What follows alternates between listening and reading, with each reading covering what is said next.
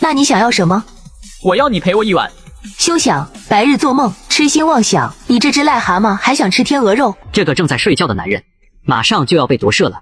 只因龙翔在执行系统任务中嘎了，系统为了早点解除绑定，无奈给他安排了一次夺舍。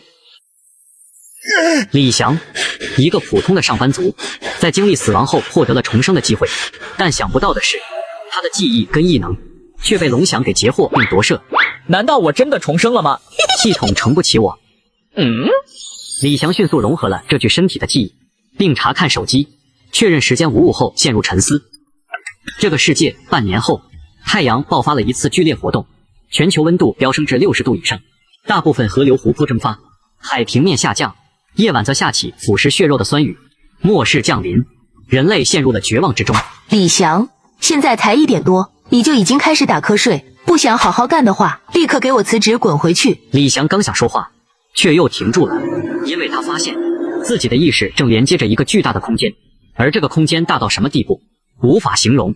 这是空间异能，他不但获得了一次重生的机会，而且还拥有了1个异空间。李翔，你立刻写辞职信，立刻，马上！柳如烟，他的顶头上司，公司的财务主管，也是整个公司的女神。不知道有多少人晚上幻想着她进入梦乡。她摇着丰满的屁股进了独立办公室，引来一堆男人的垂涎。辞职信这么快就写好了？自从我入职以来，你一直在针对我。针对你，你也配？你告诉我为什么，我立刻就写辞职信。你想知道原因？好，因为你长得像我的前男友。卧槽，所以你就一直给我穿小鞋。你和苏建结婚3年了吧？你在胡说八道什么？我都准确的说出你们结婚3年，你还这么说就没意思了。你不用辞职了，以后我也不会再针对你，我保证。男子汉大丈夫，自然一言九鼎。我说辞职就肯定辞职，哪怕柳如烟不开除他也没有心情上班了。还有半年就是末世，他需要做的事情太多了，当然不及这么1-2个小时，也可能是4-5个小时吧。那你想要什么？我要你陪我一晚。休想！白日做梦，痴心妄想！你这只癞蛤蟆还想吃天鹅肉？你也不撒泡尿照照镜子？你是什么身份？敢对我有想法？李翔，这可是办公室，你不要乱来，我只要一叫，外面的人立刻就能听见。所以你和苏建坑了公司3000万的事情，也不怕被我说出去是吧？柳如烟是公司的财务主管，而苏建呢，主管采购。按理2人如果结婚的话，公司肯定会让他们中一个换岗，所以这2人隐瞒了结婚的事实，而且苏建还虚报采购价，反正是自己老婆审批。3年下来，一共坑了公司3000万。钱事实还得到5个多月后，2人东窗事发。当柳如烟被帽子叔叔从公司带走，好几天后，他们才知道了真相。你怎么知道的？若要人不知，除非己莫为。刘主任虚报账目，窃取公司3000万，这要判多少年？你是在勒索我，这是犯法的。什么时候一夜情也成犯法了？末世高温来袭，全球温度达到60度。这个女人只因与老公侵吞公司资产3000万，便被李翔要挟陪她一晚。但是一直洁身自好的柳如烟怎么能接受这种事情？你让我考虑考虑。我给你1分钟时间考虑，是让我走还是留下来，随你的便。上辈子干嘛要那么老实？放飞自我，随心所欲，这才是享受人生。卧槽，难道我还有曹贼属性？我去酒店开房，你先过去，我总得找个借口才能离开公司。不，就在这里。你疯了，这是公司，是我的办公室，随时都会有人过来找我。我把窗帘拉上了，门也锁上了，只要你声音小点，不就没事了？不愿就算了，我不喜欢勉强别人。唉，等等，我答应你。来点音乐助助兴。你当我是鲲吗？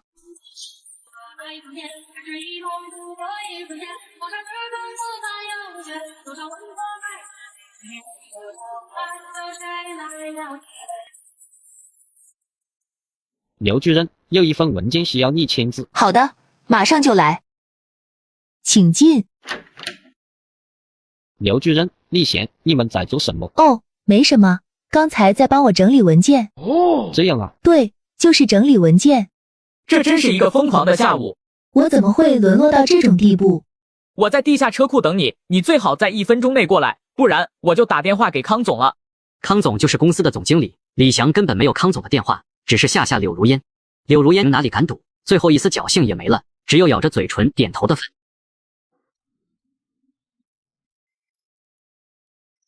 李翔，我求你了，我可以给你5万，你完全可以用这笔钱去包养年轻漂亮的小姑娘。可惜啊，你的钱我可不敢拿。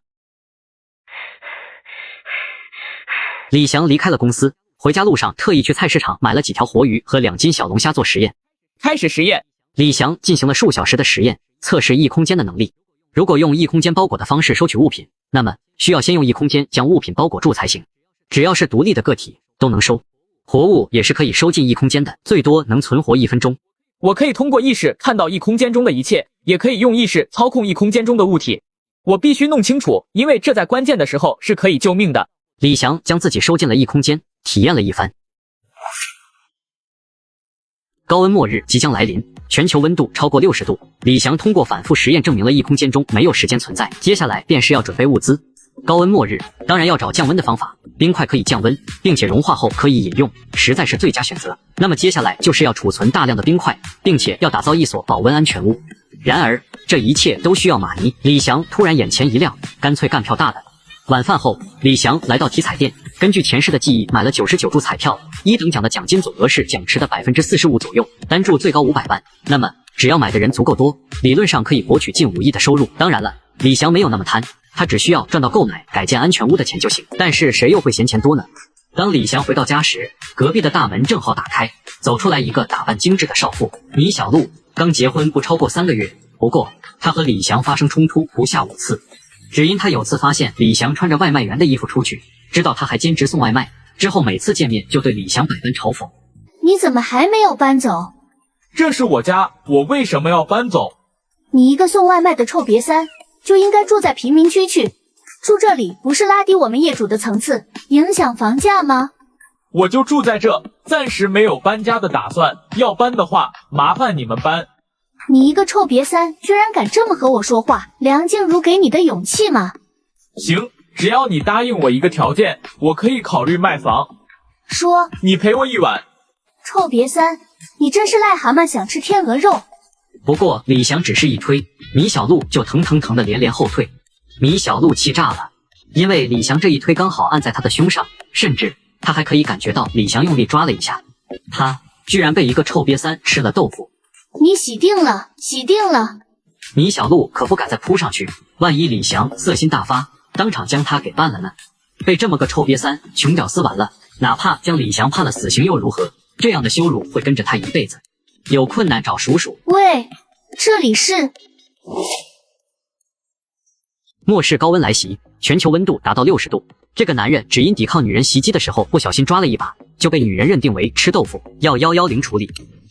很快叔叔就上门了，并调取了监控。李翔说明了情况，根本没有多添一个字，因为并不需要，他全程都站着领，哪怕最后推那么一下也是拒敌。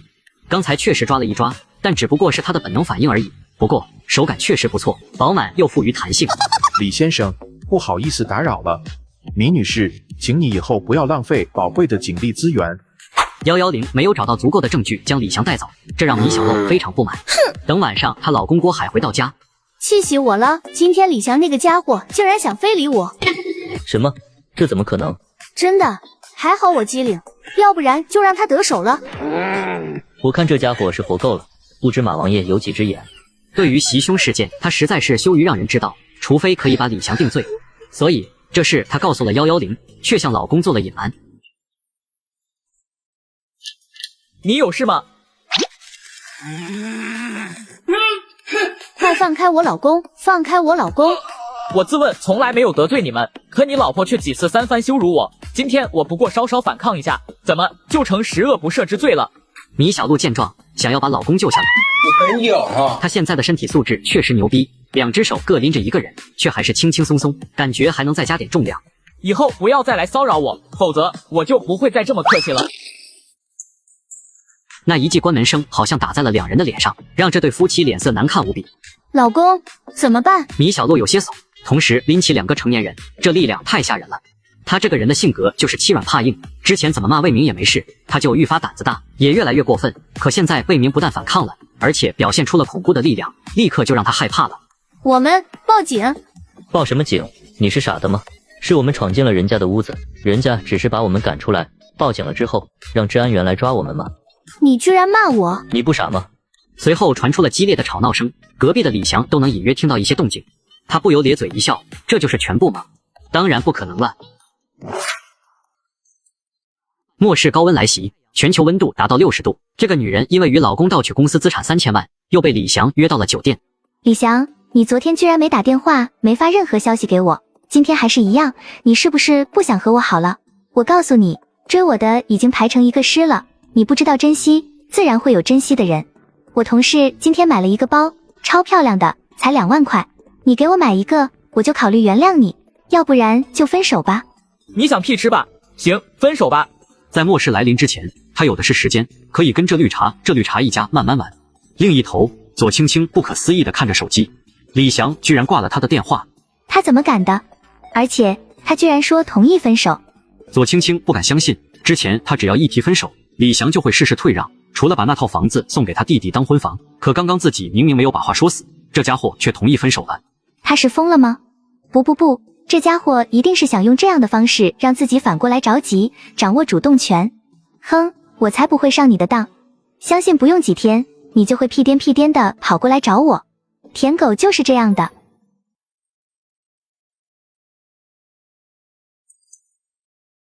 老公，我闺蜜欢欢今天喝醉了，我得去一趟。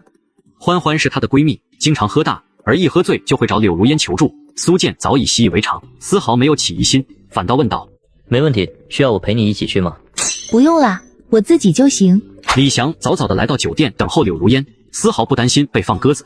底线这玩意，退一步就意味着退无数步，所以昨天柳如烟去了车库，退了这一步之后，便意味着她已经被李翔拿捏住了。你不能再这样了，这是最后一次。放心吧，我马上就要去南极了。你要去南极？他觉得不可思议，因为去南极旅游一趟可是花费不菲。李翔订的这一趟更是包括了登岛，花费18万多，全程也至少要2个月吧。这家伙是神经出问题了吧？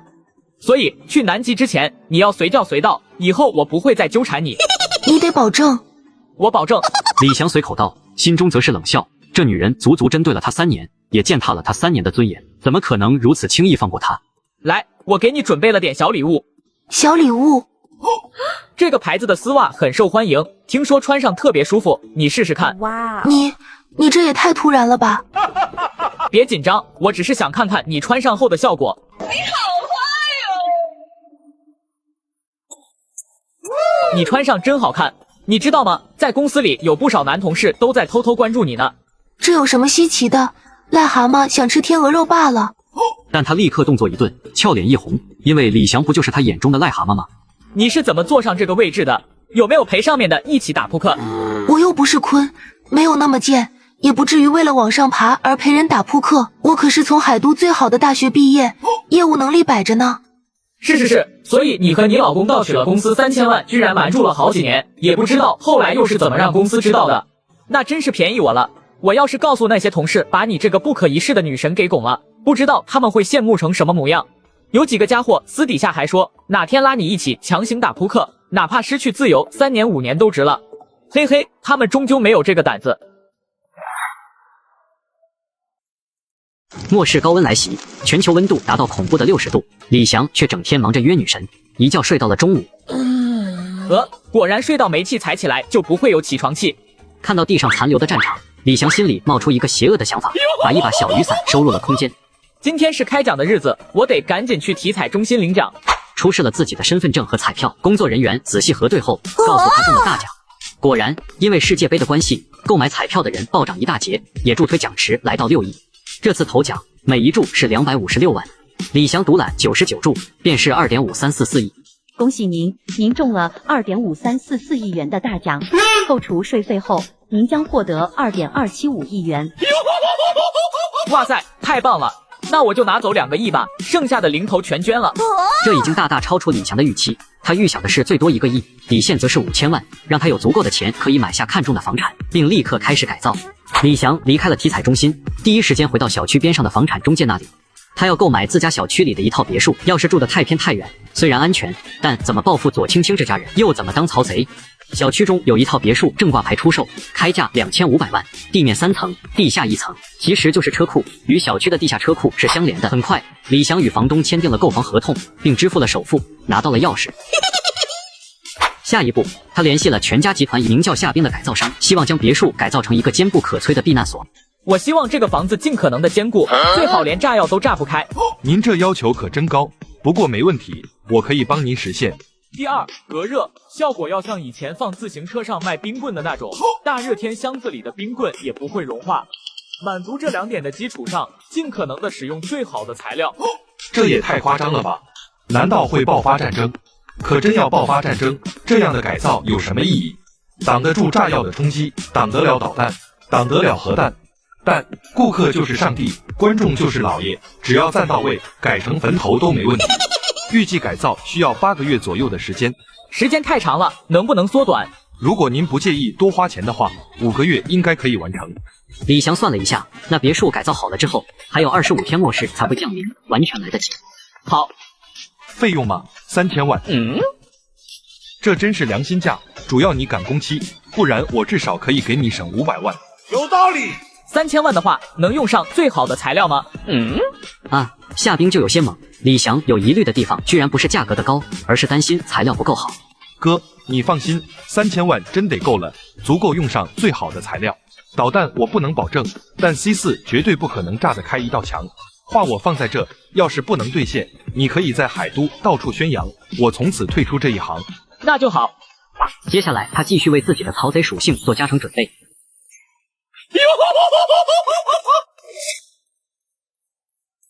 末世高温来袭，全球温度达到恐怖的60度。这个男人因为李翔的魏武遗风，马上就要被戴帽子了。我又回来了。拿这个烤鸭嘎嘣。他和米小璐新婚还不到1年，正在为播种下一代而努力，怎么可能用得到呢？所以为什么地上会有这玩意？我特么！郭海的火一下子就上来了，瞬间只觉头上绿绿的。贱人，让你在家当家庭主妇，你居然敢给我偷人！米小璐，你特么给我解释解释！你疯了，对我这么吼！这是什么？我问你，这是什么？地上怎么会有小雨伞？然后她才恍悟过来，丈夫为什么要抽自己。这不是我用的，不，这不是我和别人用过的。老公，我绝没有出轨，你相信我，你一定要相信我。贱人，我在外面辛苦工作，你特么居然在家里偷人，给我戴绿帽子！要说米小璐真得偷人了，那这顿打她肯定只能挨。你不是欺负老实人吗？郭海，你给我嘴里放干净点，我出身书香门第，结婚的时候才把自己给你，我干不干净你不知道，你现在冤枉我，不但是在侮辱我，也是在侮辱我父母从小对我的教育。郭海只相信自己看到的，哪里肯听米小璐这种无力的解释。小雨伞会长腿自己跑过来，你没和哪个奸夫用过，又怎么会出现在此？不过你们也真是明目张胆，居然就把小雨伞随便扔在地上，这是怕我不知道，还是当我瞎了？你个贱人，今天我不把你打出翔来，算你有本事。李翔没空再去给这对夫妻制造麻烦，这几天他要准备一大波食物和纯净水，然后再去大漂亮之后可以搞零元购。外卖直接点了1000份，为什么？主要担心国外的伙食吃不惯。外卖小哥直接懵了，还问他要不要报警，感情是以为他被歹徒劫持了，不然哪需要吃这么多饭。再去酒店订酒席，订了500桌酒席，直接送到小区车库。很快，出发的时间到了。经过几次转机后，终于到达了南极。在一个没人的角落，李翔控制异空间张开，沿着冰山的边沿包裹了过去。这速度快得惊人，不超过2秒钟，整个过程就完成了。收，顿时南极大陆一下子变得光秃秃。接下来，李翔开始在全球大肆开展零元购，潘帕斯草原的牛羊肉收，智利的车厘子收，古巴的雪茄和朗姆酒收，巴西的咖啡收，大漂亮当然不能放过，大型卖场、仓库、各种物资以及各种众生平等器，能搞到的李翔都想办法搞到，实在搞不到的就只能先暂存在这边的仓库了，以后有机会再来取。李翔在大漂亮待了1坤月，根据大漂亮公布的数据，给大漂亮造成了数以万亿的损失。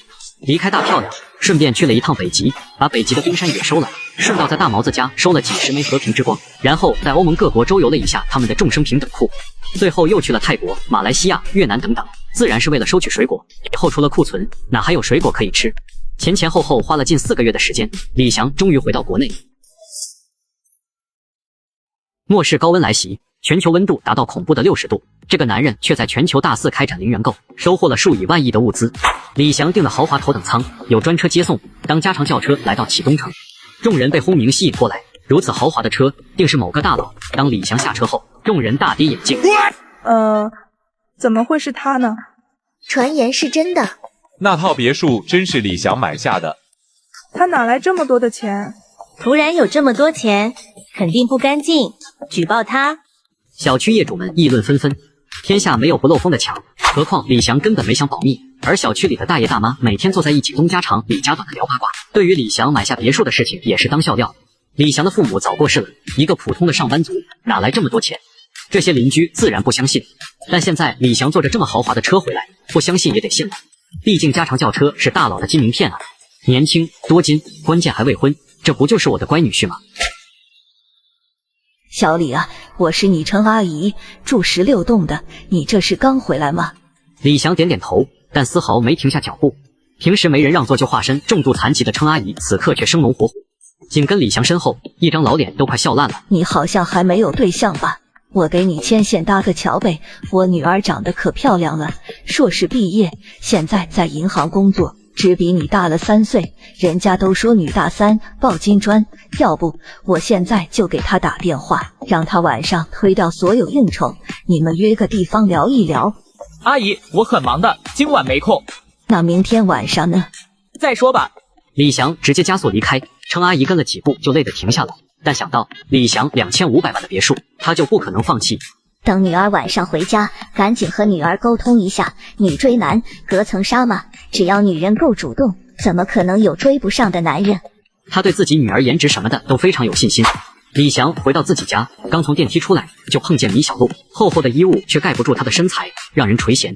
看李翔的眼神十分不屑，拎着袋子就走了，好像被李翔多看一眼就会怀孕似的。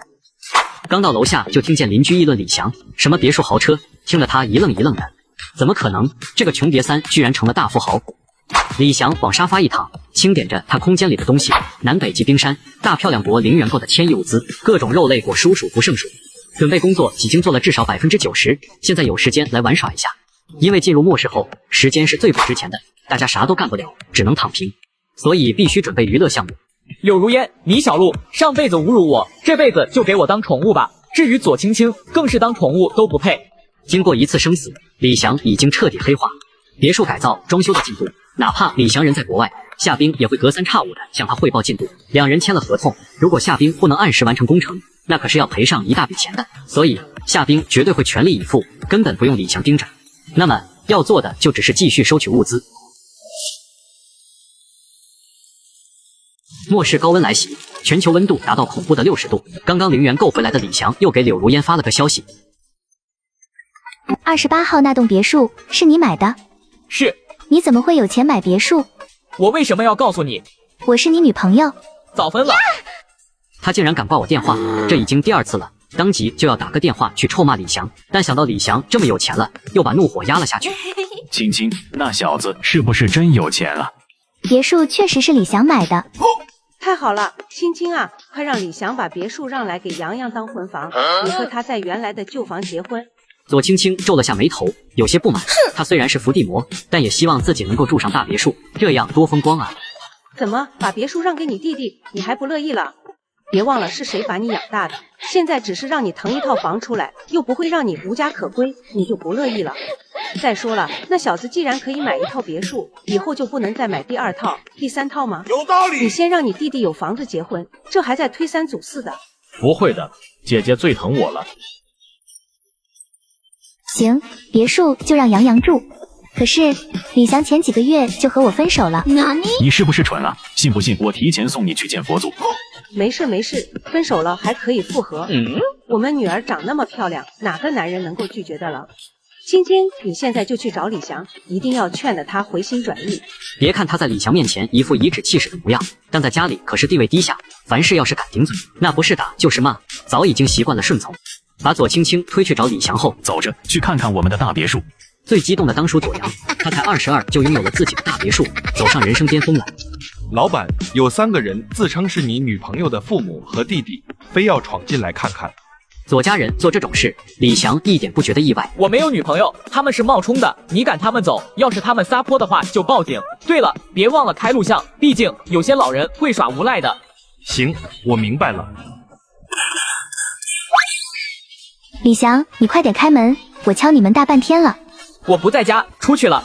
还有，我现在跟你没什么关系，你这种行为属于扰民，再来敲门的话，我会报警的。我爸妈和弟弟去参观一下别墅，帮你看一下进度，工人有没有偷懒，甚至偷材料，一片好心。你为什么要让工人把他们赶走？我去，这人什么脑回路？他们有什么资格进我的别墅？我没报警说有强盗小偷进我家就已经很客气了。左青青，你是不是脑子有什么问题？我们早在4个月前就已经分手了，毫无关系，你的脸咋就那么大呢？你是不是想知道我是怎么发财的？呵呵，告诉你好了，我在世界杯的时候买了足彩，赢了2个多亿，这4个月我又拿着钱去港岛买了黄金空投，反正又赚了，现在有20多亿。20亿当然是故意骗他的，为什么？让左青青抓耳挠心啊！原本两人只要不分手，这些钱不就是他的了？但现在呢，20多亿啊，他晚上做梦都不能安稳。2个亿是多少？一个限量款的包包是20多万，那2个多亿岂不是可以买了100个？不是1000个，哪怕一天买一个包包，也可以整整买上3年。天啊，天啊，天啊！等等，他刚才说的是20亿。顿时，他声音都温柔起来了。我知道你是生我的气，才故意这么说的。其实，当时我也是一时气过头了，才会说出分手的话。你离开的这4个月，我每天都在想你，真的。如果是上一世那个傻乎乎的李翔，听到他这么嗲嗲的话，估计已经被迷得晕头转向了。可惜现在的他可是黑化复仇版的，要不是现在还是法治社会，我他妈早就给你全家上满清10大酷刑了。我已经有女朋友了，你还是滚远一点。末世高温来袭，全球温度达到恐怖的60度。柳如烟收到李翔的消息，差点暴走。李翔说去了南极就不再纠缠他，可近4个月没联系，柳如烟松口气的同时还有点不爽。哼，我这么美，他居然真能忍住不联系，渣男！现在又来纠缠，毁我人生吗？为了封口，他只能向苏建撒谎。老公，我去看看欢欢，可能今晚回不来了。苏建正在看手机，头也不抬。柳如烟扭着屁股走了出去。你个呆子，知不知道你老婆要去陪人打扑克了？柳如烟在心中说道，也不知道是可怜老公，又或是愤怒。明明前世2个人一起黑的，为什么现在要由他一个人来善后呢？最近咋越来越不行了？今晚看看片片，手动试试。你不是答应过我，以后不会再纠缠我的吗？你咋说话不算话？李翔却一把把他扑倒。一晚上的输出后，柳如烟全身骨头都化了。他好奇李翔去了哪里，李翔说去了南极和大漂亮的体验0元购。柳如烟笑出声来，可惜李翔没嘎在南极。又是一场风暴，柳如烟真的连一根手指都抬不起来。主人，那家伙又来电话。你别出声，苏建电话。李翔不出声，只动手。柳如烟只好忍着接电话，喘着气道：喂，老公。我听你部门的人说，你今天没来上班。是啊，欢欢昨天醉得一塌糊涂，到现在还没有醒酒，我只好继续留下来了。行，你没事就好，我还担心你出了什么意外。怎么了？没事，就是突然看到一只大耗子。你知道我最怕老鼠了。好了，老公，我先挂了。这叫声不像怕老鼠啊，难道？毕竟当了3年夫妻，他对老婆还是挺了解的。刚才那是害怕的叫声吗？不像，这反倒像是他的双手突然颤抖了一下，隐约有一种头上绿绿的感觉。喂，欢欢呀，是我苏建，柳如烟的手机出了点问题，他让我问问你，晚上要不要来我们家吃饭？哦，好，我知道了。他麻木地把电话挂掉，牙齿咬得卡卡作响。他没有问柳如烟在不在他那，这样欢欢肯定会给柳如烟打掩护。果然，他换了一个问法，欢欢根本没有防备，直接说出他想要信息。柳如烟不在他那。结合刚才柳如烟那高亢的叫声，苏建自然有了一种极不祥的猜测。他想打电话逼问柳如烟，又担心他说出盗取公司3000万的事。不行，不能闹翻，得想个招。最后，他决定悄悄把财产转到自己名下，待出国之后给公司写封举报信，让柳如烟一个人把牢底坐穿，他则是在国外吃香的喝辣的。如果他那方面还行，那他当然不舍得这么一个如花似玉、火辣迷人的老婆。可昨天晚上看片片也毫无反应，让他对柳如烟失去了兴趣。贱人，这是你自找的。末世高温来袭，全球温度达到恐怖的60度。李翔都有些惊讶，米小璐居然会敲响自己家的门。李翔搬空2级冰山，回到家反手买了一条狗，却遭到邻居米小璐嫌弃。哎呀，你居然养这种土掉渣的狗！李翔哪能惯着他，一句话怼回去。土狗怎么了？中华田园犬之所以被称为土狗，是因为它是我们国家土生土长的，跟你理解的土不土有什么关系？被洗脑洗傻了吧？养条狗都养出优越感来了。米小璐被噎得够呛，心里虽然不服，但想到李翔那吓人的战斗力，只好憋着气缩回屋子里去了。晚上郭海回家，米小璐忍不住抱怨李翔，还顺带吐槽小黑。土包子就该养土狗。郭海却没心思跟他计较这些，眉头紧锁。我们家马上就要欠一大笔钱了。怎么会，老公？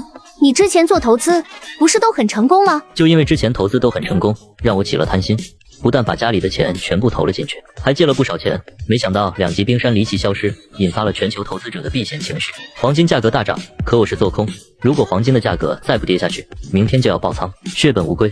赔光钱，还欠了一屁股债，这可怎么办？你怎么会把所有钱都投进去，居然还借了钱？我怎么知道黄金会突然大涨？从大漂亮的经济报表来看，现在是上行势头，谁会想到2级的冰山会突然没了，引发了全球投资的避险？那我们怎么办？李翔是不是发了大财？听邻居说，他甚至全款买下了我们小区的别墅。应该是吧，我也听说了。不过他发不发财跟我们有什么关系？你去求他，让他借我们点钱。我相信，只要挺过这段时间，国际金价一定会跌。到时候我们不但可以还清债务，甚至可以赚上一大笔，下半辈子都不用担心钱的问题了。我们和李翔非但不是朋友，相反，我们还吵了几次，闹得那么不愉快。人家凭什么借我们钱？还有，为什么要我去钱？他最讨厌那个土别三了。我老婆长那么漂亮，哪个男人能够拒绝得了你的魅力？你去借，那家伙一定会答应的。如果他提出要求呢？你又不是没帮过别人的忙。郭海，我说过无数次了，我从来没有出过轨。你不是也答应要好好过日子，不会再提那事了吗？你以为我愿意吗？可你要知道，一旦明天金价再涨，我就要被迫平仓，投进去的钱全部没了。这套房子我已经抵押出去了，没有钱补仓的话，我们都要被扫地出门。你想要露宿街头吗？她是一个精致的女人，一直过着小资的生活，也把自己定位成高于普通人的精英阶层。可要是露宿街头的话，那些曾经羡慕她的同学们会如何嘲讽她？以后见到熟人，她还抬得起头吗？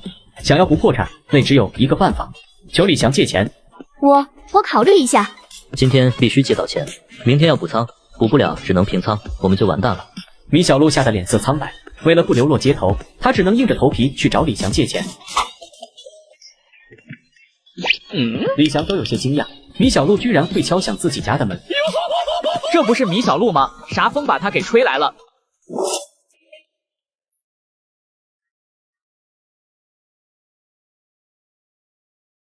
末世高温来袭，全球温度达到恐怖的60度。这不是米小璐吗？啥风把她给吹来了？能让我进去吗？李翔乐了，心说这剧情反转的也太快了吧。行啊，进来进来，咱家小黑正好缺个爸。李翔，你能借我点钱吗？借钱做什么？需要借多少？米小璐无奈，只好把事情原委一五一十的说了，最后拍着胸脯保证，只要我们撑过这段时间，等金价下跌，我们就可以一下子赚到许多钱。你借我500万，半个月后我还你600万。他100个比1李翔这种土鳖三，所以他宁可多给李翔一些利息，也不想被李翔拔萝卜。哦，这买卖听起来不错，但你确定金价会跌？当然，现在只是在画饼，半个月后金价就一定会跌吗？隔壁家投资失败，面临破产的风险，源头居然是他。他搬空了2级的冰山，引发了全球的避险情绪，导致黄金价格大涨，让原本没出问题的隔壁家也遇到了严重的财务问题。这一下掀起的蝴蝶效应有些大了。借不了。为什么？你是嫌利息少吗？我可以再加。你所说的高利息都是建立在金价会跌的基础上，可万一金价不跌呢？别说利息了，就是本金你也还不了，所以别想给我画饼。米小璐咬了咬嘴唇，这个土鳖三果然没有那么好骗，他只好用上最后一招。那加上我呢？只要你肯借钱，你就可以得到我。你知道你们家这窟窿要花多少钱去填吗？只要金价一直上升，那500万投进去也只是一个小小的水花，2000万甚至5000万都得砸进去。金价一定会跌的，不可能一直涨。借钱就算了，不过哪天活不下去了，我不介意收留你，和我家小黑一样，多养一条完全没问题。你居然把我比喻成狗？不是你自取其辱的。还有，别人说你一下就破防了，那你以前对我百般羞辱，我又应该怎么和你算账呢？米小璐就无言以对了。在他看来，李翔当然不能和自己相比，一个土鳖三罢了，而他呢？精英阶层。但是如果李翔不借钱的话，他上哪去弄钱？有求于人，必然落在下风。李翔，算我求你，你不借钱的话，我们家就要完了。李翔自然不为所动，他竖起2根手指。我给你2个方案，第一，我给你10万，你陪我拔一次萝卜；第二，你跟你老公离婚，做我的宠物，我会帮你还清债务，以后养着你。做梦，休想！米小璐还是有些硬气的。末世高温来袭，全球温度达到恐怖的60度。做梦，休想！米小璐还是有些硬气的，站起身就李翔当然不会这样。米小璐一声高傲，李翔不想把这份高傲踩在脚下，低声下气求他。开玩笑，人家可是要当日神收割机的男人，怎么可能去当舔狗？像米小璐这种顶多算是练习赛。再说，按照米小璐的说法，金价明天还会涨，郭海没钱讨债就得被迫平仓，隔壁家马上就要过年，等着瞧吧。果然，不久后他就听到隔壁传来激烈的吵架声，郭海肯定觉得老婆不够努力，家里都遇到困难了，你反倒爱惜起身体来了。郭海都不生气了，这个用锅的小雨伞果然起到了超乎想象的作用，左家却是鸡飞狗跳，左青青没能搞定李翔，3人还被装修工人粗暴的赶出去，物业也来帮忙。左父左母气的不行，把女儿骂得狗血淋头。赔钱货，连一个男人都搞不定，你还能干什么？骆桂芬差点撕了女儿的脸，但想到女儿的脸最值钱，还是忍住。你进李湘家直接一趟，他要是答应，一切都好办；如果不答应，就说他非礼，看他听不听话。哪里有猫不偷腥的？女儿，我敢打包票，只要你往那一趟，那小子不哭上才怪。是呀，姐，你舍不得孩子，套不住狼。再说以后我们是一家人，你不会吃亏的。左青青早就习惯了当工具人，为弟弟服务。我再去找他。说完，他果然又觉得李翔。李翔被拍门声吵醒，一看猫眼，果断拨通了物业电话。不出5分钟，左青青就被保安带走了。2人一起开始了悠闲的散步时光。小区里的大叔大妈见在一起，一个个像一个一个，仿佛李翔成了亲戚。走了一圈，李翔坐在长椅上，让小黑休息一下。这时，一个大妈牵着一条吉娃娃，这只吉娃娃看到小黑，立刻跑了起来，呲着牙。小黑毫不示弱的追逐，2只狗走了起来。小黑虽然想，但土狗的基因太强，凶狠的它完全不出所料。孩子，你受伤了。你家的狗把我儿子咬伤了，要找谁？末世高温来袭，全球温度达到恐怖的60度。有人要讹诈我，我只能报警了。你儿子还以为我养了条恶犬，把你家娃咬了呢。首先是你遛狗没牵绳，是你家狗先冲上来的。第二，我家小黑断奶没多久，你家狗连这样的奶狗都打不过，还好意思说？你这是不认账，不想赔是吧？赔，当然要赔，不过是你赔钱，你家狗子吓到小黑了。孩子，快点过来，宝宝受伤了，我就在楼下13栋前面。李翔索性翘起2郎腿等了起来。不一会儿，一个彪形大汉气冲冲地跑了过来。这彪形大汉叫刘存东，是小区中的恶霸。大妈是马月兰，遛狗不牵绳已经多次被投诉。乖乖赔钱吧，这条狗我们买的时候花了3万，是名贵犬，这3年光是狗粮就吃了大几万，我们家也一直将它当亲人的，我妈更是当儿子一样疼，所以你还得赔我妈的精神损失费。这样吧，一共就20万，反正你有钱，不差这点是吧？你这是讹诈。呵呵，你非要我用难看的方式解决问题吗？刘存东伸手就要去抓魏明的兄弟，李翔果断反击，哐一下，哐再一下，刘存东瘫坐在地上。打死人了，李翔打死人了！马月兰立刻尖叫，一边冷笑道：“快赔钱，不赔钱就等着坐牢吧！”李翔直接掏出手机报警。嘿，有人要讹诈我，我只能报警了。治安员来了。马月兰一上来就恶人先告状，说是李翔遛狗没有牵绳，还咬伤了他家的狗，而李翔拒不认账，还要对他一个老人家动粗，他就把儿子叫了过来，结果李翔蛮不讲理，偷袭他儿子，把儿子打伤了。刘存东则是非常配合，我头晕，嘿嘿，脑震荡嘛，去医院也检查不出来。还好我留了个心眼，录下了整个过程。刘存东和马月兰心中一惊，这家伙居然偷偷录像了，这可怎么办？哎呦，刚才不知道怎么回事，失手了。放心，手机钱我肯定赔。2名治安员也很无奈，现在手机摔碎了，证据没了，咋办？李翔却微微一笑，又从口袋里掏出一部手机。哦，刚才拿错了，这部手机里才装着视频，你要不要再不小心失手一下？没事的，我已经上传云端备份了。我特么，哎呀，完了！确实是你挑衅在先。我不要求经济赔偿，只要这2位向我道个歉。另外，这位大妈应该好好反省一下，以后遛狗千万要牵狗绳。见不可能讹到李翔的钱，马月兰母子开始耍起了无赖。想让我们道歉，没门，大不了把我们抓起来，抓呀。面对这样的撒泼，治安员也很无奈。李翔又没有受伤，就这么点事，能把这对母子抓进局子里？行，道歉我也不要了，不过我这部摔坏的手机总要赔吧。刘存东当然不想赔，但这手机是他从治安员手里抢过来摔坏的，他不赔行吗？我赔1万。你是微微还是支宝转账？什么？你抢钱啊？最新款的蝴蝶70，你可以上网查一下价格，我已经少收你999，你也不感谢我一下，送上一个666吗？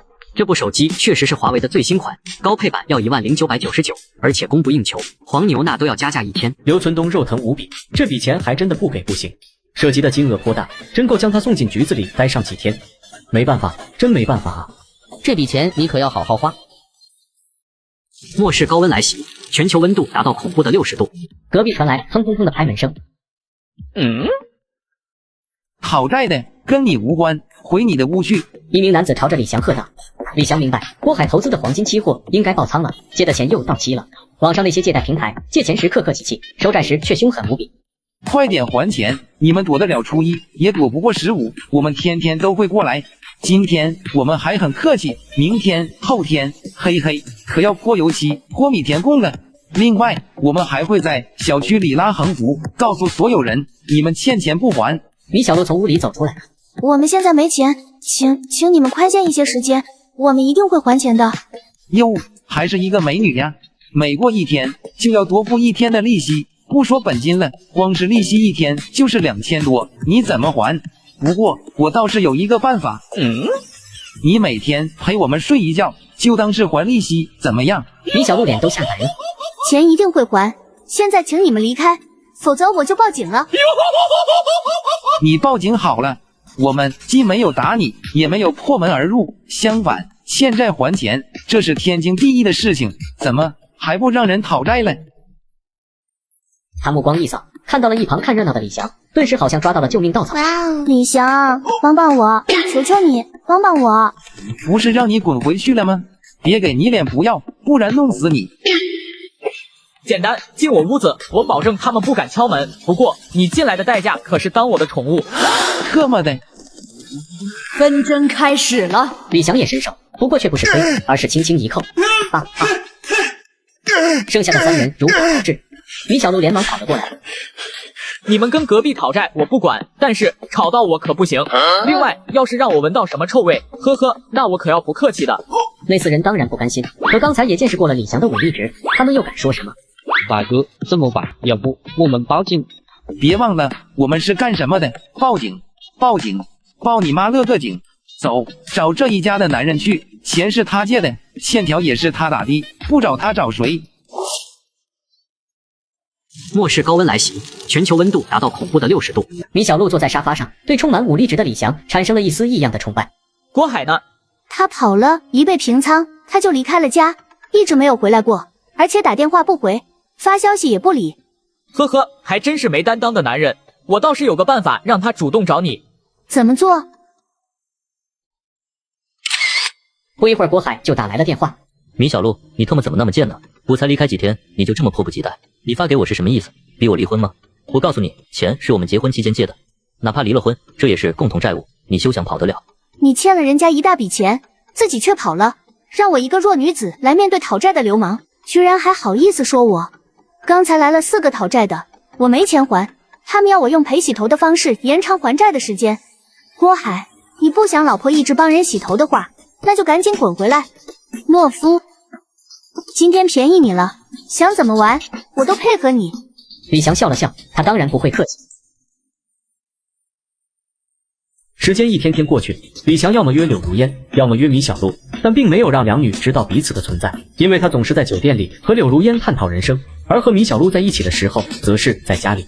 嘿，得等到末世来了，才带他们去自己的别墅。李翔带着小黑来到楼下，刚走了没几步，便见一位大妈迎面走了过来，迎面就叫道：“小李啊，我把女儿带过来了，你们好好聊聊。”是那位程阿姨。李翔都有些无语，之前把这位大妈敷衍了过去，本以为几天没有出现，程阿姨已经忘了这事，没想到人家居然带着女儿堵上门来。这就是2500万的诱惑吗？2500万都如此，那2个亿呢？可惜再有1个多月，所有人的财富都将归零，财富地位将全部重新洗牌，到时候拥有的食物清水越多，财富值当然就越高。我女儿赵思思今年28岁，硕士毕业，现在在银行工作。你好。赵思思很苗条，有些苗条过头了，胸部也平平坦坦的，如果把脸遮住的话，估计分不清前胸还是后背。程阿姨，我现在还不想谈恋爱，早了点。早什么？男大当婚，女大当嫁，你们聊吧，好好沟通一下。呵，还真是积极。汪汪！小黑已经不耐烦地叫了起来。末世高温来袭，全球温度达到恐怖的60度。李翔带着小黑下楼遛弯，却被小区里的陈大妈强塞美女。追我的人很多，不过我妈非要我和你处一下，看在我妈的面子上，我就给你一个机会。你这是哪来的自信？行，我倒要看看你能奇葩到什么地步。那你的择偶标准是什么？身高178以上，本地户口，年龄在30岁以下，有车有房无贷款，银行存款吗？怎么也得有个200万吧。赵思思用很平淡的语气说道。你这是在许愿吗？这一点也不好笑。你难道不知道吗？国内男女比例失衡，有3000万男人找不到老婆。以我的条件，在3000万里面挑一个，刚才的要求过分吗？不是，你凭什么认为你可以在3000万男人里面随便挑？算了，被各种毒鸡汤洗脑了吧？跟他有什么好争的？我可不想浪费你的时间，也对你没兴趣，你还是把这个机会留给别人吧。李翔，不要以为你有了几个臭钱就可以目中无人。哼，我在行里每天过手的钱至少几个亿。我去，这也能拿出来吹的？呵呵，我的钱再少那也是我的，过你手的钱是你的吗？这女人的智商有点问题，就这也是硕士生。半个多月过去，李翔接到了夏冰打来的电话。东家全部弄好了，你可以来验收了。李翔很满意，爽快地结清了尾款。夏冰先离开了，并说以后无论出了什么问题都可以找他，只要不是人为损坏的，他都是免费维修。李翔留下来，用手机连上一个个摄像头，这样他就可以远程查看别墅的情况了。他正要离开，只见隔壁18号别墅有一辆奔驰车开了出来，驾驶位的车窗是开着的，里面坐着的是一个20多岁的女人，侧颜极美。李翔找保安打听了一下，李翔递上一包华子后，他就口若悬河起来。原来那美女确实是18号别墅的业主，叫于初桐，是个富二代，2年前一个人买下了18号别墅。李翔又顺便问了一下8号别墅，保安说8号别墅里住的也是一位大老板，前2年刚和前妻离婚，现在则娶了一个大学生，校花级别的，腿特别长。李翔了解了一下这2位新邻居之后，便回了自家。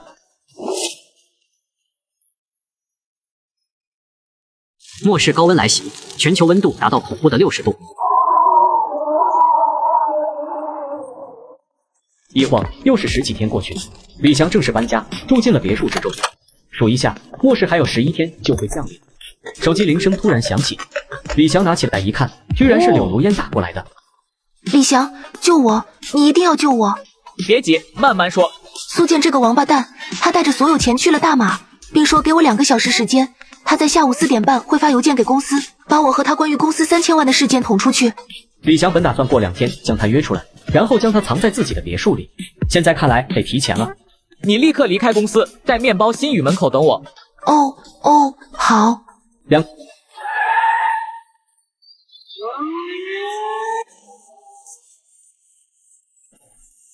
2个半小时后，李翔利用异空间的能力，成功将柳如烟毫无痕迹地带回了别墅。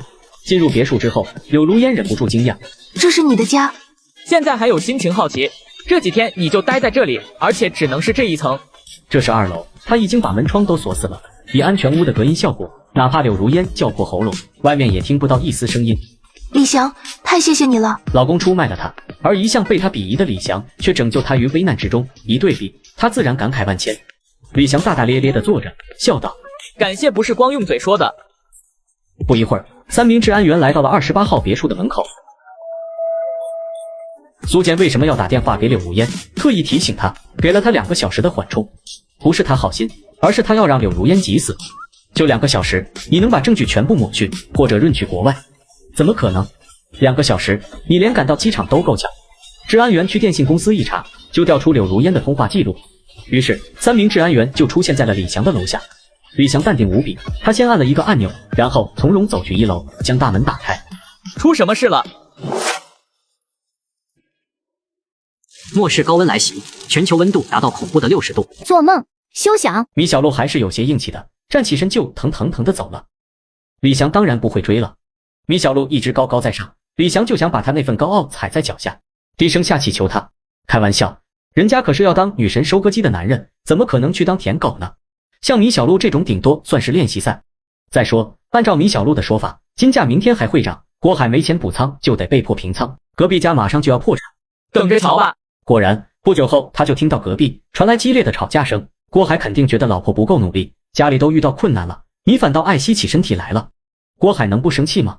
那个用过的小雨伞果然起到了超乎想象的作用，左家却是鸡飞狗跳。左青青没能搞定李翔，3人还被装修工人粗暴地赶出去，物业也来帮忙。左父左母气的不行，把女儿骂得狗血淋头。赔钱货，连一个男人都搞不定，你还能干什么？骆桂芬差点撕了女儿的脸，但想到女儿的脸最值钱，还是忍住了。你进李湘家直接一躺，他要是答应，一切都好；如果不答应，就说他非礼，看他听不听话。哪里有猫不偷腥的？女儿，我敢打包票，只要你往那一躺，那小子不扑上才怪。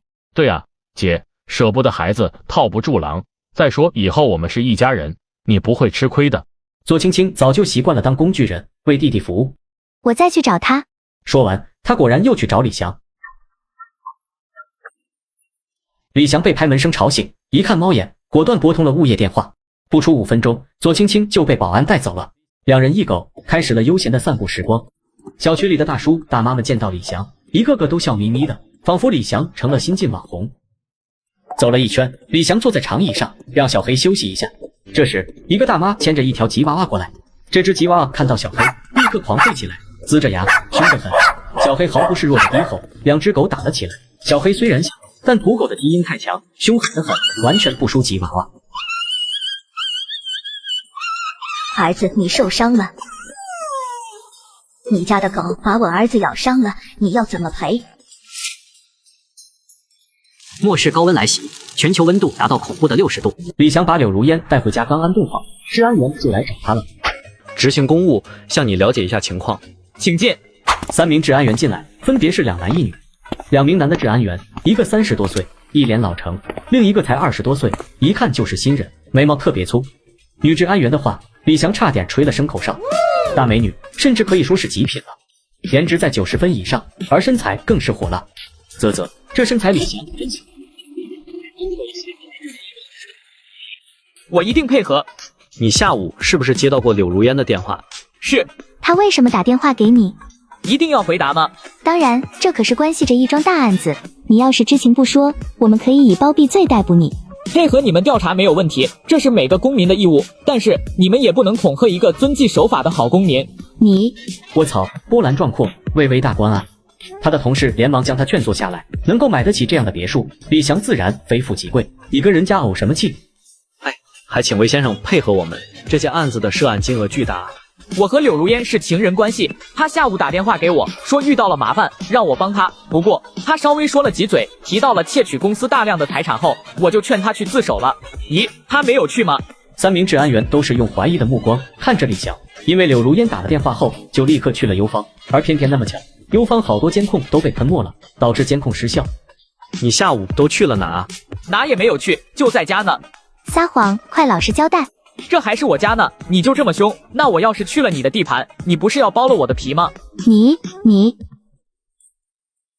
李翔盯着看，毫不避讳。这是他家，他干嘛要避讳呢？不错不错，风景甚美。有人可以为你作证吗？我就一个人，没人作证。我们可以搜查一下吗？你们没有搜查令，我可以拒绝的。不过谁让我是好市民，又问心无愧呢？请随便搜。这3人倒也不客气，立刻到处寻找起来。李翔则是打开了电视，悠闲地看了起来。半个小时之后，3名治安员都是带着失望回来。难道李翔说的是真的？他虽然接了柳如烟的电话，却只是劝对方自首的。对了，你还有一套房子。他以为发现了漏洞。哦，你们想去那一套看看吗？行，我带你们过去。他带着3名治安员过去，这套房子就小了，不过5分钟就搜查好了，自然一无所获。哎，真是不好意思，浪费了你这么多的时间。没事，这是我应该做的。美女，你叫什么？留个联系方式呗。我叫宋青允，你要来自首的话，可以报我的名字。一晃又是10来天，末世大张旗鼓的来了，大家都在热议阳光突然可以伤人的新闻，但众人显然还没有意识到事态的严重性。你看新闻了吗？怎么了？太阳光现在怎么说呢？好像有毒一样，被照一下，皮会很快坏死，哪怕穿着衣服也没用，只是坏死的速度慢一点。之前是岛国，现在我们这里太阳也升起来了，是不是？他没有说下去，只是满脸恐惧。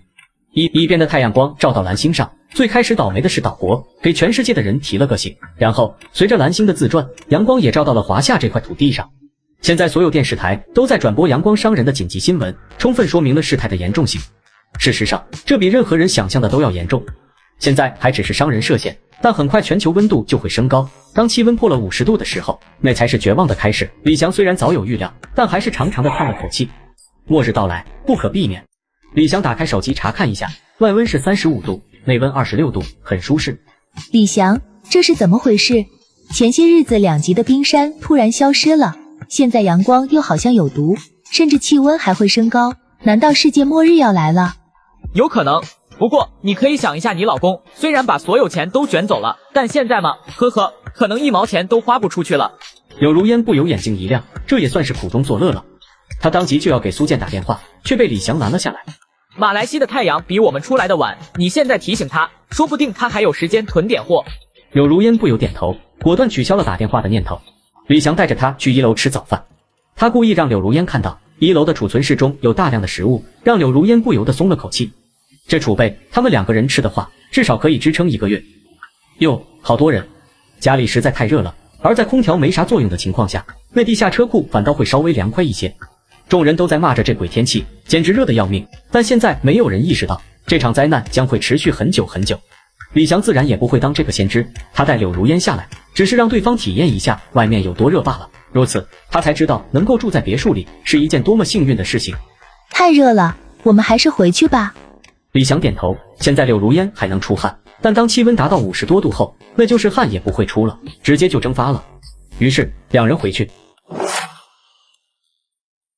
末世到来第1天，我把部分物资展现给柳如烟，并带着她到车库逛了一圈。柳如烟对我更加死心塌地了。休息一阵后，柳如烟想到了绝情的苏建，顿时就来了精神。我现在可以给苏建发视频了吗？可以。你居然没有进监狱。苏建，夫妻一场，你为什么要背叛我？背叛你？是你先背叛我的。你这个贱人，那个奸夫是谁？柳如烟却不答，而是拿着手机到处转，包括储物间大量的食物，还有现在的室温。然后他才道：你卷走了所有钱又如何？现在能吃钱，还是可以让钱给你降温。哦，我突然想起来了，你那边可是马来西亚，热带地区应该比这里更热吧？嘿嘿，你可真会跑，特意挑了一个全球最热的地方。你是不是在奸夫那里？那是我的主人。没错，我现在就在主人这里，也是主人使我没有被请去喝茶。苏建，真是让你失望了，不然天天踩缝纫机，那日子可不好过。奸夫是谁？快点告诉我奸夫是谁。李翔听到后走了过去。我好像见过你，你是柳如烟部门的，叫李翔。对，叫李翔。因为他听柳如烟抱怨过，说部门里有个人长得很像她的前男友，屡屡被他故意穿小鞋。没错，我是李翔，你捞颇不错。草泥马，你特么混蛋，我要宰了你，我特么要宰了你。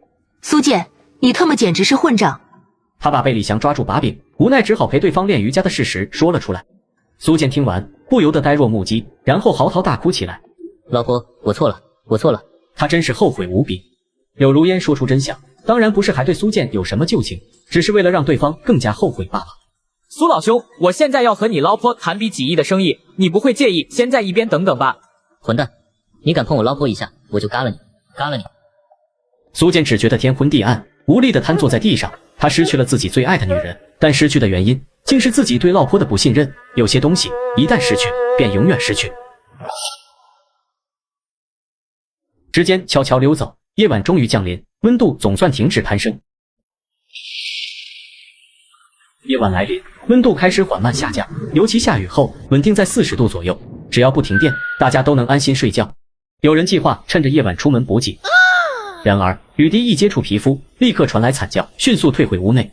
这是酸雨，腐蚀性强，听到惨叫，想出门的人都吓得缩了回去。新闻中也及时播报，日落后降雨具腐蚀性，外出务必防护，同时囤积饮用水。湖泊和河流很快就会干涸，自来水厂也没水可净化，龙头很快就不流水了。业主群里有人高价收购食物和清水，有谁愿意出售矿泉水？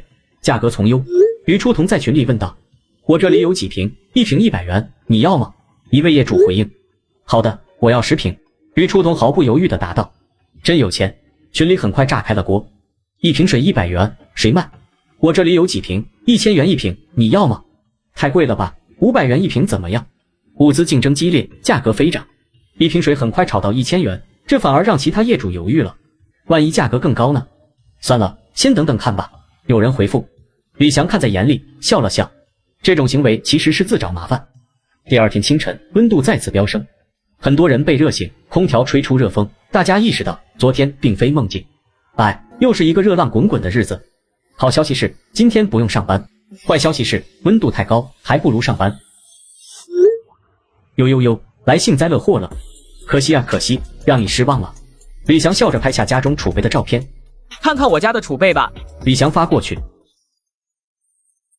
哥哥，人家刚才是和你开玩笑的，你不会当真吧？哥哥，你那边怎么会只有24度？好哥哥，人家错了还不行吗？你说什么？这2天我也好好反省了，其实我还是喜欢哥哥的，才会想要挽回哥哥，反倒让哥哥觉得我是个拜金女。真的不是的，我只是单纯的喜欢哥哥。好哥哥，我绝对不是拜金女，你一定要相信我。我可以去你那边吗？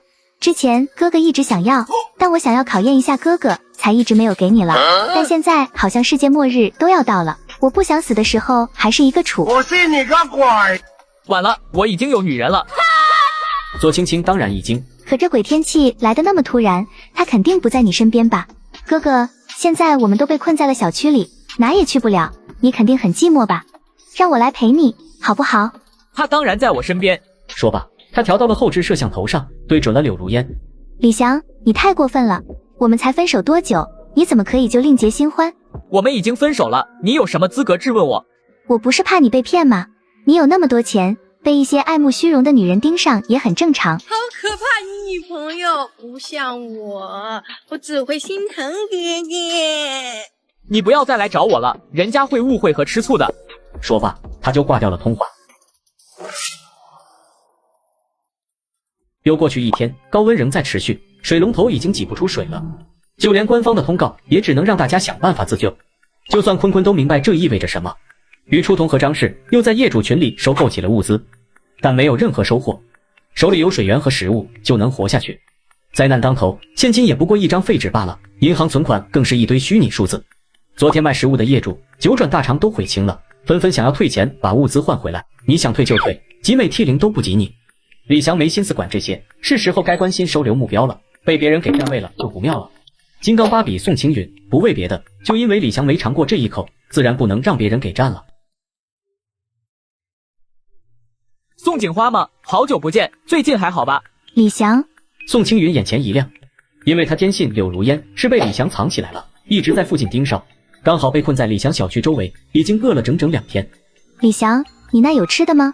能不能给我送点吃的？宋美女，你也知道，目前这种情况，出去就是找死，你我非亲非故，我为什么要冒生命危险去给你送吃的呢？并且，可能你还不知道，现在吃的可不便宜。宋青云心里不由一阵暗骂，你个暴发户，在这里装什么大头？要不是为了调查你，我也不会被困在这里。但目前的形势，他不得不放低姿态。李翔，你要怎样才肯帮我？简单，我冒着生命危险去救你，你是不是得依照咱们的优良传统以身相许？你做梦！李翔丝毫不意外，这种要求金刚芭比要是一口答应，那才是意外。是时候去看看米小璐了。宋青云可以先放1天，等到实在饿得不行了，自然能收复。晚上，李翔通过空间门来到地下车库，突然几个黑影窜过，每个人手里都拎着袋子，一下就没影了。抢东西，抢东西啊！一个老登大喊大叫，跌跌撞撞追着。这不是快递站老何吗？谁把他打伤了？突然大家恍然大悟，老何快递站有卖些饼干饮料，他这是被人打劫了。众人皆是闻之变色，这时道变了。这又怎么了？天灾降临，治安也来不了，没吃没喝，想活下去只能靠零元购。照你这么说，你也支持这种行为？都活不下去了，能怎么办？众人议论纷纷，做坏事没人惩罚，哪怕末世过后还剩多少人，如果秋后算账，那估计没几个人能够活着。没了法的约束，这些魔鬼正在萌生，抢物资只是一个开端，接下来更恶劣的事情都不再是小说中的剧情，而是发生在现实。官方通知让大家自救，确实是自救，只救自己。思绪开始乱套了。这一步在李翔的预料中，但没想到来得这么快。但这些事情自己管不到，不如去看看米小璐。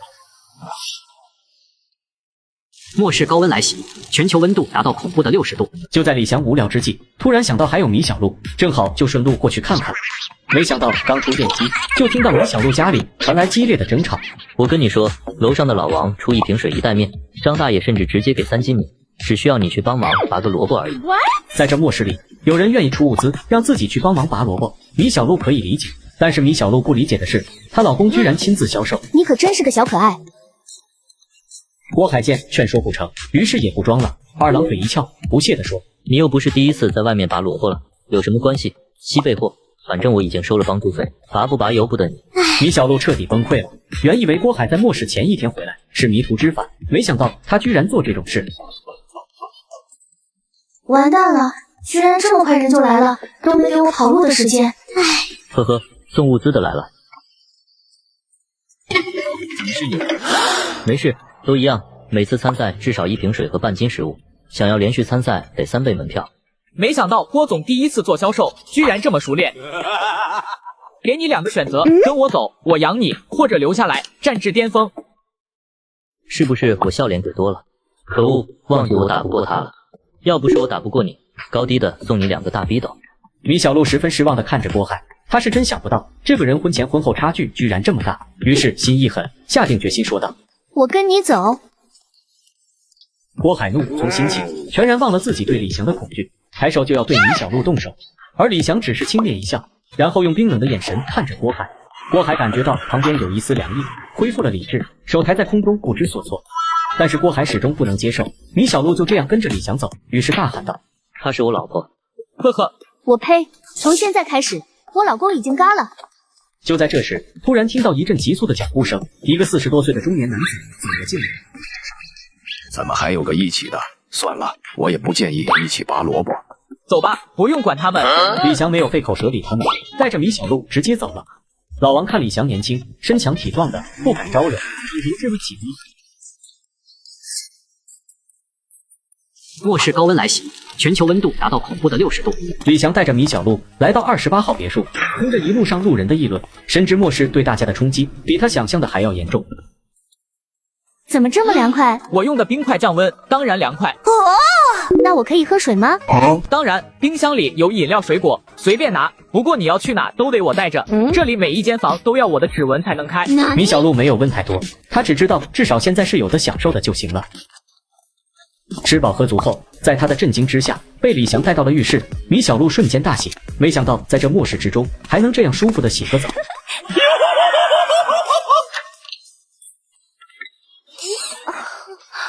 背都弯了。1比1万，这次全都要。失魂落魄的秦风看着这从天而降的舔狗系统，发誓这次这样有吃有喝，还不赶紧炫耀一下？哎，米小璐，你这个，哼！米小璐却把摄像头对着屋子里，有吃有喝，然后直接挂掉。走吧，我带你上楼。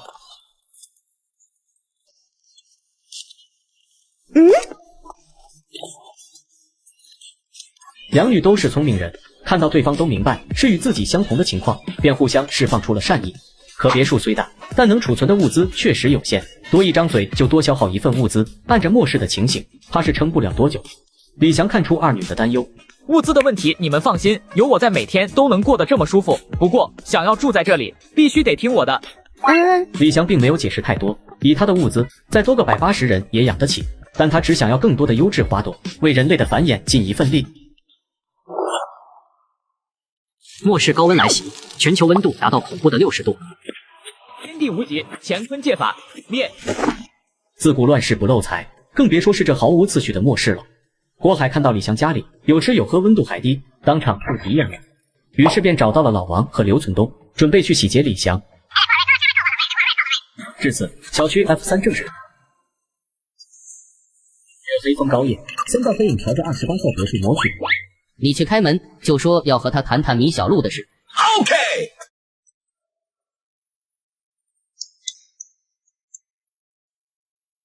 欢迎光临。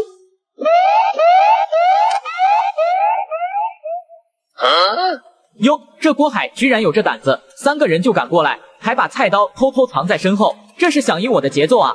既然如此，那就好好陪他们玩会儿吧。谁啊？是我。你来干嘛？你勾巴抢了我老婆，你问我干嘛？他已经跟你拔过萝卜了，我也不想要了。你陪我10箱方便面和水，他就送你，不然我明天就出去到处宣传，看你还要不要脸。10箱太多了，最多5箱。好吧，那就5箱。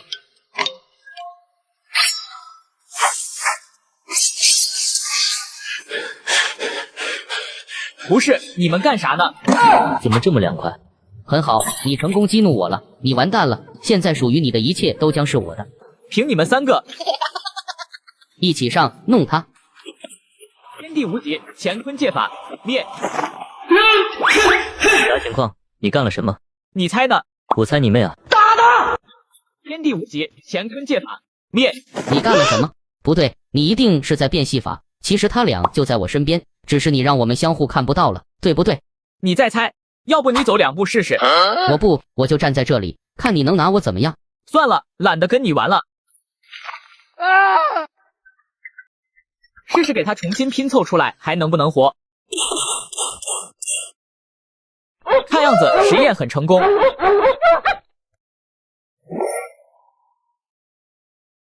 末世高温来袭，全球温度达到恐怖的60度。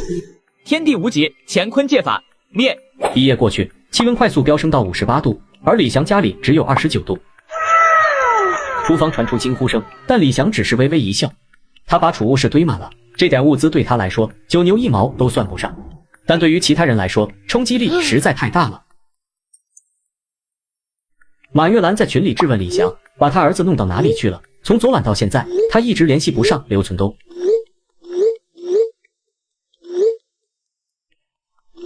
现在1箱饼干已经是巨款了，家里也只有半箱。李翔随手甩出2张照片，舆论的风向立刻反转。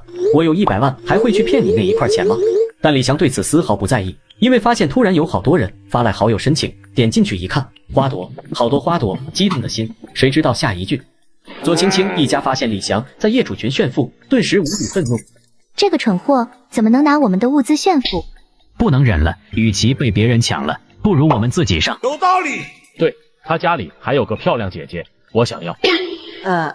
行，反正他家物资那么多，多养一个也可以。那就这么说定了，我们什么时候动手？事不宜迟，今晚就行动。李翔通过我好友了。李静是个37岁的单亲妈妈，女儿已经18岁了。这对母女想混进李翔家里，以后就衣食无忧了。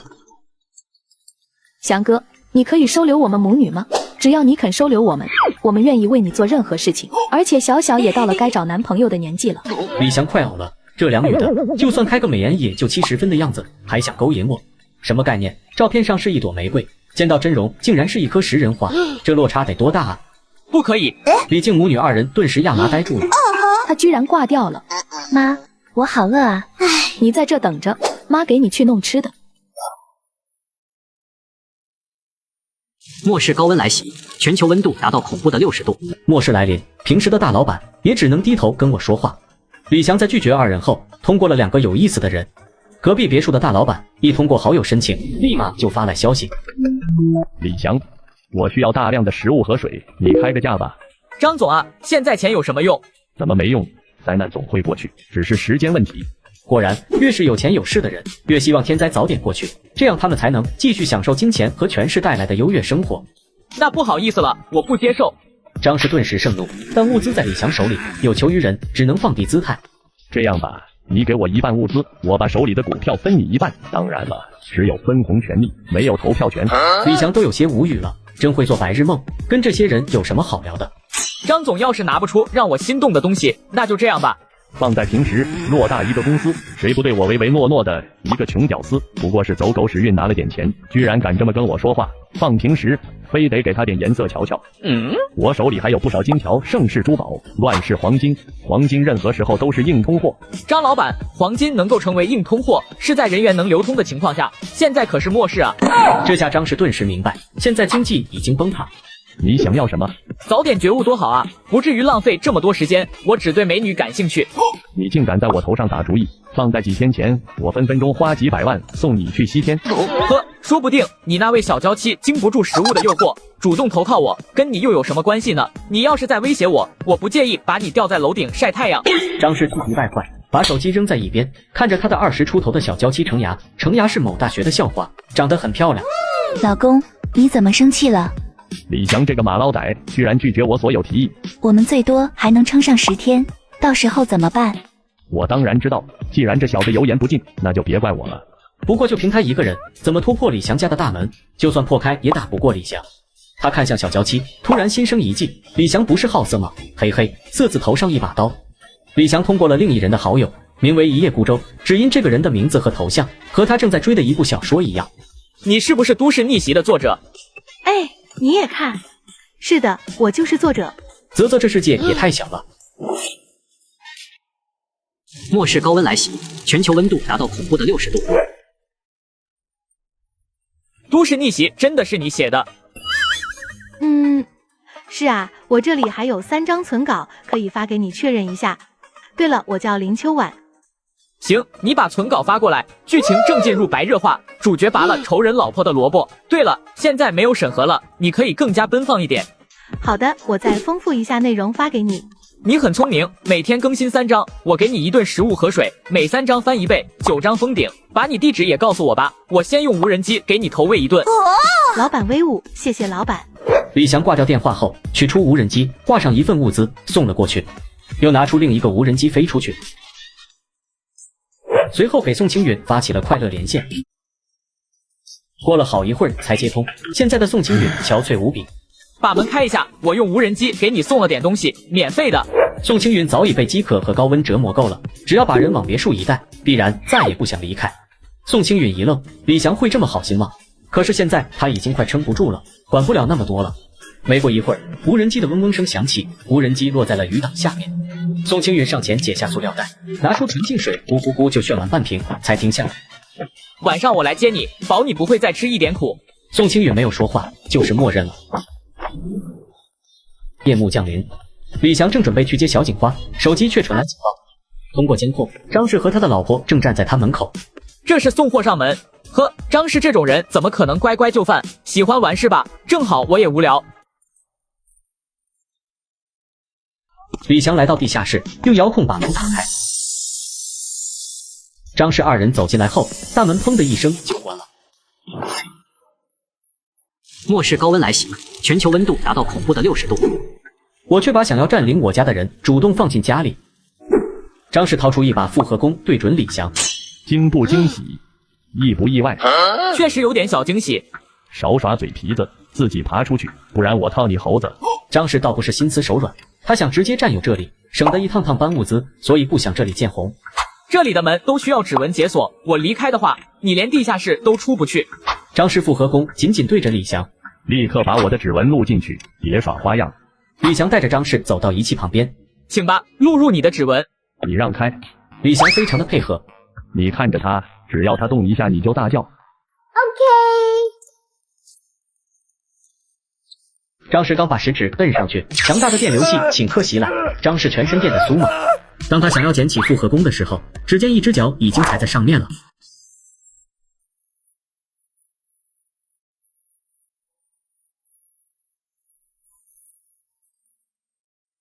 李翔一个屁股将张氏拱到一边，摔得一阵发昏。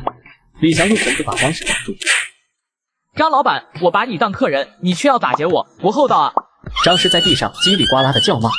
李翔没有搭理，而是看向程牙吹了声口哨。乳期很润，无喜之。你敢碰他一根头发，我嘎了你，嘎了你！李翔笑了，他故意绕这么大圈对付张氏，当然是为了行曹贼之事。这就由不得你了，我不喜欢强人所难，我喜欢全自动。李翔走向程牙，这女人被吓傻了，一动不动的。来带你参观一下。程雅本来就不是啥烈女，张氏一被拿下就被吓得六神无主，乖乖的跟着走了。李翔一路带着笑容，程雅很快就没那么害怕了。我从小到大美貌出众，走到哪都有人追求，他对我这么客气，肯定也是喜欢我吧。当路过仓库的时候，程雅激动的胸膛起伏，这么多食物，至少能吃1年了。他心中早已有了决定。末世高温来袭，全球温度达到恐怖的60度。我却大量收集花朵，带着程牙逛了一圈后，来到地下室。行了，张总可以回家洗头了。张氏愣了，他会这么好心放我走？他在耍我吗？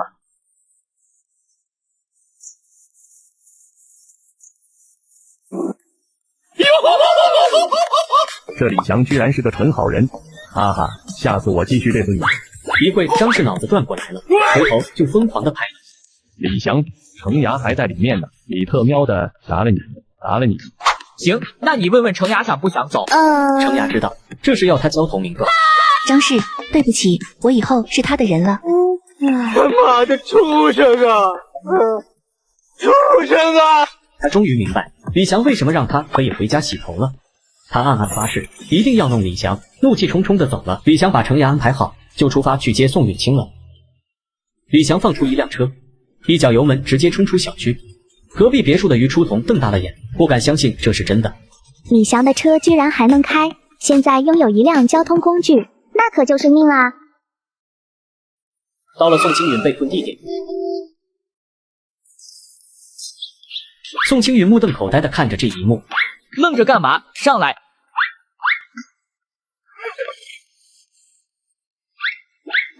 好凉快啊，空调怎么能这么凉？因为我家是用冰块降温的。太奢侈了，一瓶水都难求，你居然用冰块降温。跟着我，你可以无忧无虑的生活下去。这几天的日子不用我帮你回忆吧，我还是很有原则的，不强迫。愿意跟我，一切都得听我的；不愿意的话，你现在就可以离开了。宋青云咬着嘴唇没说话。其实坐上车那一刻他就想明白了，但是在李翔面前亲口承认，他还是过不去心里那一关。末世高温来袭，全球温度达到恐怖的60度。那个就是左青青一个烂鞋，让我把房子让出来给他弟结婚，他弟弟就是个没用的东西，标准。李翔拿起手机一看，勾起一抹冷笑。玩具送上门了，正是左青青一家，换别人就算了，但是这一家子不收拾一下都对不起他们。你觉得我是坏人吗？难道你是好人？哟，吃饱了嘴又硬起来了，我让你看看真正的人心有多脏。左青青一家子顿时面露喜色，那臭小子果然对青青念念不忘了。就是啊，看见我姐来了，立马就开门了。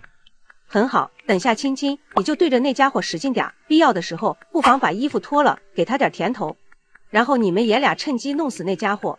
可是这么多人呢？怕什么？一个你爸，一个你弟，看了会怎样？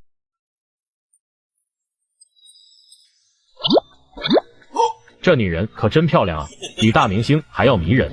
这女人这么漂亮，左青青的美人计完全行不通了。管她呢，我们已经进来了，直接砍了不就好了吗？左富贵本来还有点怂，看见宋青云后，只有一个念头，把李翔嘎了，把宋青云抢了。这个女人我也要玩，不然我就在一边看着。莫贵芬一听就怒了，左阳更是直接出声：爸，说好了是我的女人，我是你爹，我玩玩怎么了？活这么多年没玩过这么好的。如果不答应，光靠洋洋一个人，怎么可能是李翔的对手？洋洋听话，你玩一到周五，周六周日给你爸。左富贵这算盘如同趁火打劫，不怕他们不答应。这些话一五一十的听进宋青云的耳朵里，他茫然的看着李翔，仅仅3天，世界翻天覆地，一个普通人家当着他的面商量嘎人夺宝，还要瓜分他。这是我前女友一家，那个就是左青青一个烂鞋，让我把房子让出来给他弟结婚，他弟弟就是个没用的东西，标准啃老啃姐。那2个老登是他们父母，什么德行你刚刚也听见了。末世高温来袭，全球温度达到恐怖的60度。一起上，来得好。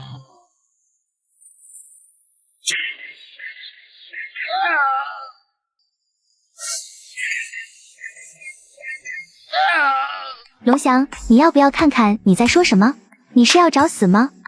不用跟他啰嗦，上干他们，留一口气给他们，让他看着你弟跟你爸玩，气死他！干他！左青青和罗桂芬立马退到左阳和左富贵身后，而左阳和左富贵则一人掏出了一把刀，就往龙翔砍去。我打大的，你打小的。不用，我一个就够了，你只需要想好怎么讨好我就行。一起上，来得好。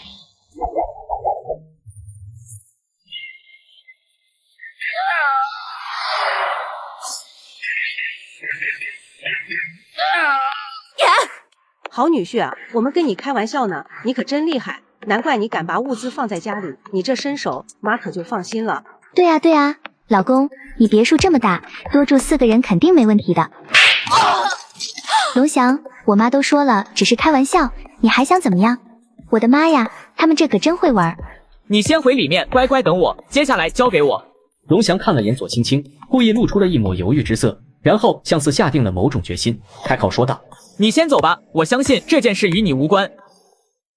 这次我要让你在希望与绝望之间反复横跳，直至精神崩溃。左青青一听，心里觉得龙翔还是爱她的，犹豫片刻，又看了一眼龙翔，然后头也不回的就走了。龙翔见左青青走远后，心念一动，面前顿时多出了3个铁笼子，然后把左家3人装进去，丢到地下室去，就不再管了，转身回了别墅。你把他们怎么了？这些打打杀杀的事，你们女人就不要管了，你还是多琢磨一下，今晚用什么姿势比较好。啊？什么意思？洗澡去。还能洗澡？现在水就是生命，我擦擦身子就好了，不能这么浪费。放心，你男人本事大着呢，安心去洗就行了。宋青允在疑惑之中走进了浴室，而龙翔本想跟着一起进去，却听见一声惊呼：你等我几天，我家亲戚来了呢。来亲戚是吧？那我就先收点利息。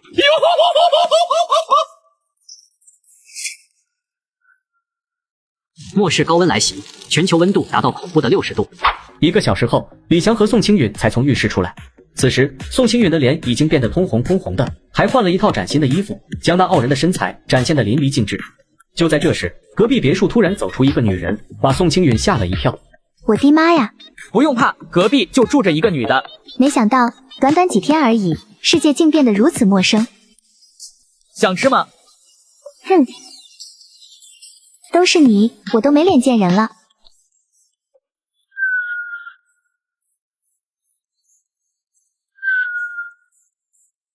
这一天天的，还让不让人睡觉了？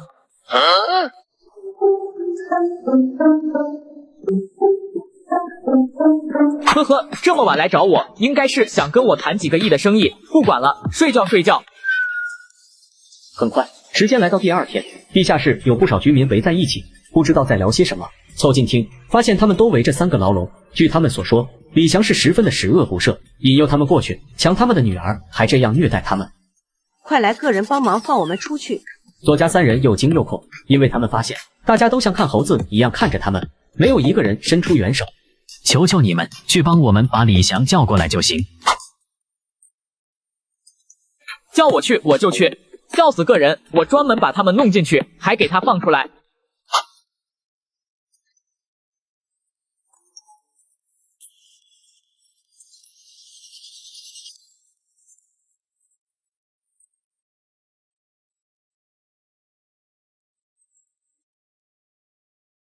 大家都知道，真正让人心动的是那最后一句平分物资，这是所有人都想要的。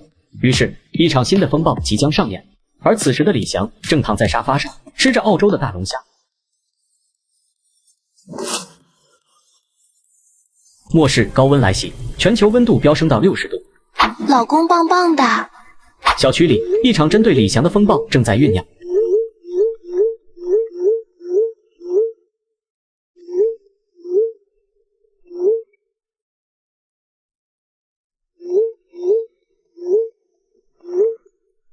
4女陆续醒来，柳如烟和米小璐看到屋里又多了2个女人，自然吃了一惊。程牙和宋青允也很猛，没想到李翔这家伙看着年纪轻轻，其实是个老司机。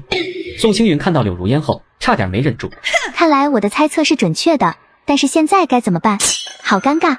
哈哈，大家认识一下，以后就是一家人。柳如烟作为一家公司的小领导，第一个适应过来，笑着道：我叫柳如烟，2位美女怎么称呼？我叫程牙，你们呢？我是米小璐，我叫宋青允。4女很快熟悉起来，气氛逐渐缓和。到了下午，李翔挥汗如雨的锻炼。哇，老公你好厉害呀！老公棒棒的。要不是这样，这家伙的精力也不会那么足吧？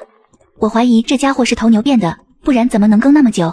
西西，你这个小浪蹄子，是不是还没有被更过瘾？哪里？呸呸呸！不过说实话，刚才我感觉上了天，差点爽死。米小璐露出只可意会的表情。3个女人一台戏，而女人一旦黄起来，那还真没有男人什么事。宋青云在一旁听得面红耳赤。到了晚上7点多，手机传来报警声，张氏他们来了。这几个傻子想要破门而入。四女虽然有些担心，实际也帮不上什么忙，只好呆呆的在一旁待着。李翔，我知道你在里面，也听到了，看到了。你知道为什么我没有破坏监控吗？因为我就是要让你听到看到，让你在恐惧绝望中迎接你的死亡。我说老张，你这人也忒没劲了，明明是你带着老婆送上门来的，而且还拿武器要杀我，抢我的家，我都没有伤你一根毛，这还不够好吗？而且你老婆也是自愿跟我的，我有半点强迫吗？外面20人露出八卦的表情，因为这和张氏之前说的可不一样。李翔，你不要胡说八道，你抢了我的老婆，居然还倒打我一耙，哼！不跟你多说，今天就是你的死期。那你们也要进得来才行。